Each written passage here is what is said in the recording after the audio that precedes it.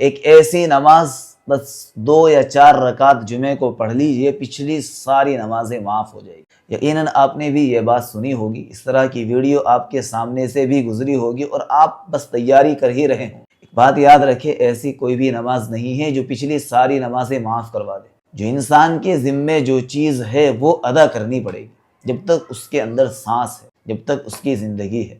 رمضان کے آخری جمعے کے اندر جو اس طرح کی نمازیں چل رہی ہے، بھائی یہ نمازیں کہیں سے بھی ثابت نہیں ہے، لہٰذا اپنے آپ کو کسی غلط فہمی کا شکار نہ بنائے۔ جو نمازیں آپ کے ذمے ہے، قضا نمازیں جو آپ کی چھٹی ہوئی ہے، جو نمازیں رہ گئی ہیں، ان کو پڑھنی ہی پڑے گی۔ ان کو پڑھے بغیر کوئی مسئلہ حل نہیں ہونے والا، ان کو آپ نے ادا کرنی ہی کرنی ہے۔ اور رمضان کے جمعے کے اندر آپ دوسری عبادتیں کریں، درود پاک پڑھے، اللہ سے دعائیں مانگے، اللہ سے اس چیز کو مانگے کہ اللہ مجھے یہ نماز پڑھنے کی توفیق دے دے، تو آپ کے لیے آسان ہو جائے گی۔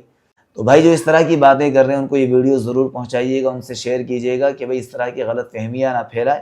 ایک تو مسلمان پہلے سے ہی نماز پڑھنے کے لیے تیار نہیں، اوپر سے ان کو شارٹ راستہ بتا کر اور مسجدوں سے دور کر دیا جائے۔ اللہ ہم سب کی حفاظت فرمائے۔ اپنے دوستوں کے ساتھ ویڈیو ضرور شیئر کیجیے گا تاکہ کوئی بھی بھائی اس غلط فہمی کا شکار ہو کر نمازیں نہ چھوڑے۔ اللہ عمل کرنے والا بنائے۔